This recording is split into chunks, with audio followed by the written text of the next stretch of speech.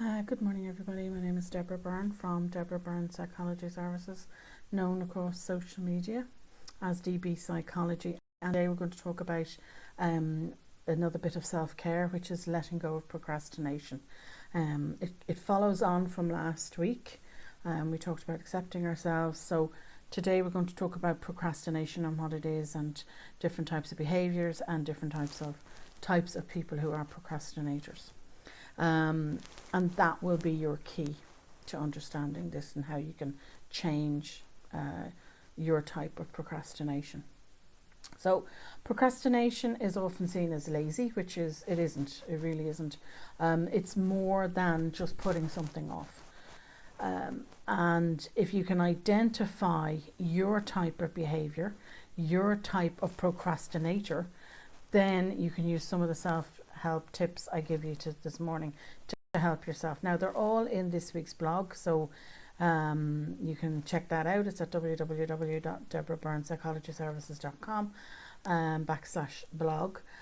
But I will put a link in the description for you as well, so you can check those out. Now, so there are common behaviours among people who procrastinate. So which one do you do? That's the question you need to ask yourself, the first question. So there are people who overestimate the time. We're talking about time. Overestimate the amount of time you have to actually complete the task. Or there are people who underestimate. Again, they don't realise how fast the time is going to go, and they don't allow themselves enough time to get the job done or whatever the task is. There are people then who put things off. So that's a common behaviour. They will put things off because they're waiting to be motivated, and that is really a fallacy. Most of the time motivation comes after you've started to take the first few steps. You're thinking about the task. Do I like it? Do I like it enough to do it? And therefore, if they don't like it, they actually then put it off. So, and we're all guilty of doing that. There are also people who believe they have to be in the mood to do the task, and you simply don't. Sometimes again, thinking we have to like it, or believing we have to be in the mood to do a task. Again, we've all had those tasks we don't like. I'm sure if we listed out housework or something like that, some sort of household chore that we don't like to do, I'll put my hand up and I say I do not like to iron. I just do not like to iron. So I'll avoid it as much as possible. Don't want to do it. So think about what then. Which one of those behaviours are you adopting? So that's your first thing. Which one of those behaviours have you adopted in order to keep you procrastinating? These behaviours are all misperceptions that we have. So we have to change that perception of what we can do and identify, okay, I'm somebody who overestimates the amount of time I have. So if we can identify that, then that's your first clue to changing it. And the next thing we have to know is the type of procrastinator you are. What type of procrastinator you are. So which one of these three are you? Are you an arousal seeker, which is otherwise known as a thrill seeker? Now, that isn't somebody who goes out and does all these mad extreme sports. We're just talking about somebody who really likes the rush, the last minute rush of getting something done. They don't do the project until they're under pressure to do it. And it's that pressure then that motivates them to get it done and get it done very fast. So that's a thrill seeker type. Then there's the avoider. An avoider procrastinates for the simple reason they have a fear of failure or a fear of success. A little bit of perfectionism would come in there. So have a think of that one. And then there's decisional procrastinators, and they are people who have difficulty in making decisions.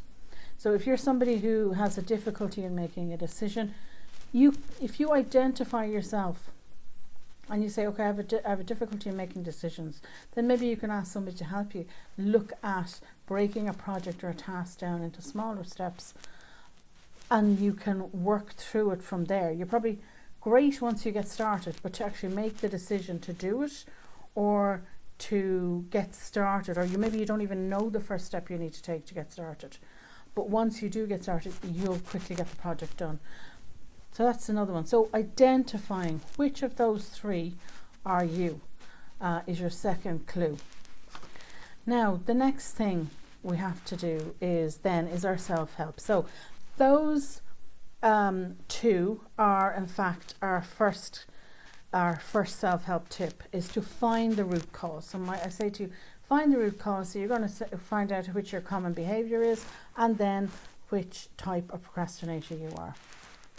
And then there's a few other things you have to do. Review your to-do list. An awful lot of time our to-do list can be too big, and an awful lot of procrastinators, you end up procrastinating because we've actually taken on other people's responsibility. So have a look at that and see what way is my to-do list. Can I cut it down? Do I have to do everything on that list? Is some of it somebody else's responsibility? And I've spoke about this before, and there is a free resource on my website, again at www.deborahbyrnepsychologyservices.com, and you'll see it at the top. It's free resources. It comes as a bundle. And then the third thing is to look at is the task that you're trying to complete, or a project, too big? So therefore you're becoming overwhelmed, and if you're becoming overwhelmed, you will procrastinate. You'll put it off. You'll try and keep putting it off because it just feels too big. So do you need to ask for help, or do you need to break it down into smaller steps? So that's the third thing. You need to look at all these things. Excuse me. The next thing to do is look at, is the time allotted skewed? So this will be for people who overestimate or underestimate their time. And research has shown that the sooner, in fact, you get something started, the more likely you are to succeed, and the more likely are you to meet the deadline. So, have a look at that. Are you an overestimator, underestimator? Are you allotting enough time to complete the task itself? And then the fifth one is to build your motivation. So these are for people who have difficulty with motivation, and they think, oh, I have to have motivation to start with. You don't. First 1 to 2 steps will start you on that road down to gaining the motivation. We know this from research. You don't need the motivation to start, you just need to start it. And you need to start it small, very small. But how do you build your motivation? One is to visualize your success. Visualize your success as in do a little meditation, visualizing yourself already succeeding at whatever the task is you need to do. Then also, and I've talked about this before, using the treat and reward system. And again, that whole, I talked you through that, I've talked about this before, but it's in that free resource, that bundle that I give you, a free resource up on my website.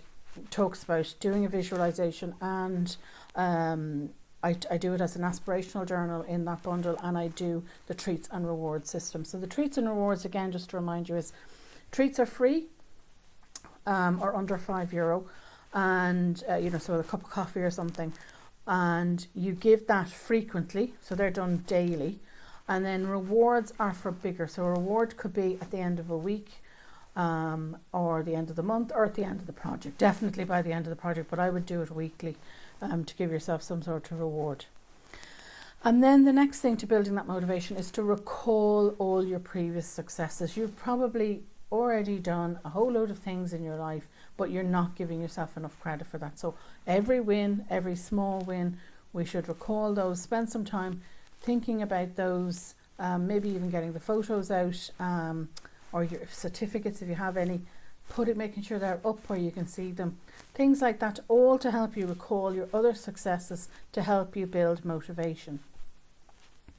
And then the fourth thing to do about building motivation is to journal. So with procrastination, we tend to get caught up in a very negative cycle. So we want to journal it out. We want to write out what our thoughts are, how we're thinking, and then go back and see what the thought pattern is. So if we're looking for a thought pattern, we're looking to see if there are any negatives, who those thoughts belong to originally, because most likely it wasn't, particularly if you're somebody who is afraid of the success or afraid of failure.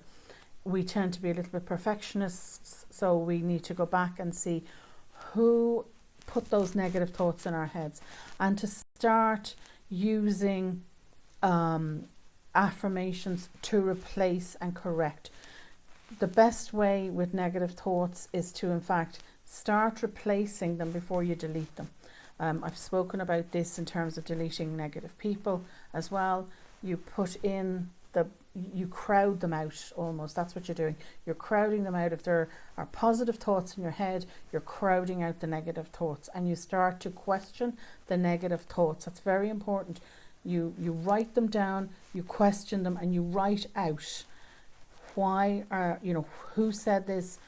Is this actually true? And more likely not, it isn't. It isn't true, and it's not even rational sometimes, the thoughts that we can have, so we can rationalize it out. And the last part in that, in building the motivation, is to minimize distraction. So if you are actually on task to do a project, then during that time you've allotted, you minimize all distractions, so that the usual, turn off social medias, turn off notifications. You certainly wouldn't be trying to listen to music, well, unless it was positive music or an uplifting music that motivated you. I wouldn't be listening to something else while you're trying to type or trying to do something else, unless it's positive and you feel that it's really positive for you. And then going back to our top 10 tips again, number 6 is to do small tasks when you're stuck. Now, how you do that is list out a bunch of small tasks that you can do that are about 5 to 10 minutes long. Get them down and do them, and just start. And once you start doing one task, you usually find that will motivate you to do more tasks, to get back into the project itself. And even in those tasks, it could be a 5 or 10 minute walk outside, to get outside, get a bit of fresh air, walk away from the computer, walk away from the environment that you're trying to work in, and just get outside and just have a cup of coffee or something for 5 or 10 minutes, and then come back at it with fresh eyes and be more relaxed. So have a think about that. What tasks? Don't just think of them as tasks that you have to do, list of housework or something like that, or other things you have to do in business. Think about doing something else personal for yourself, a little meditation, walk outside, things like that.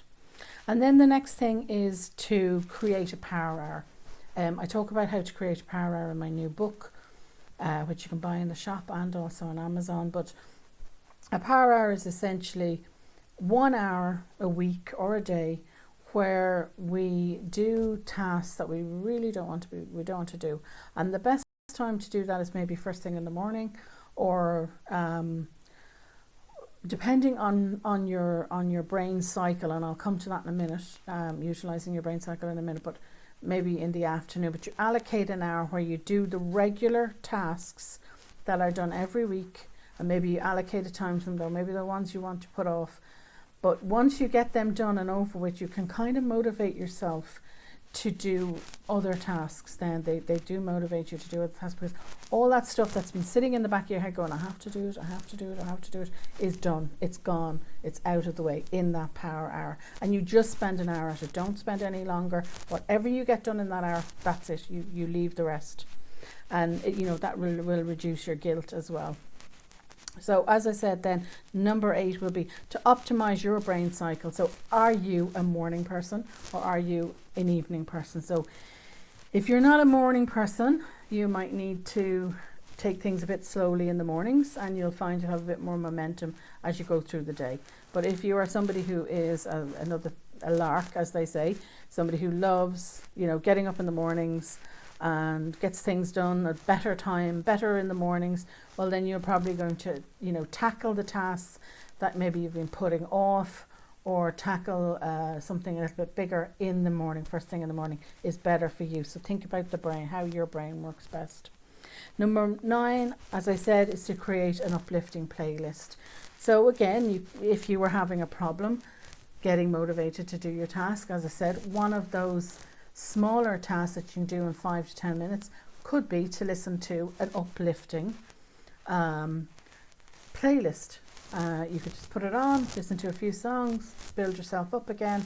Or maybe you were feeling too stressed, and if you're feeling too stressed and a little too much on edge, maybe you need 5 to 10 minutes of relaxation. So therefore you'd have a relaxing playlist created.